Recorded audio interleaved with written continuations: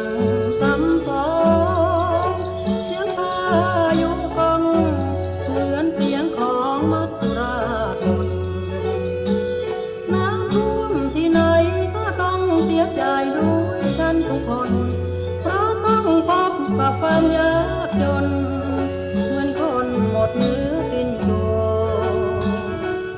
บ้านที่ก็ถูกน้ำท่วมเหมือนกันที่ประจวบคีรี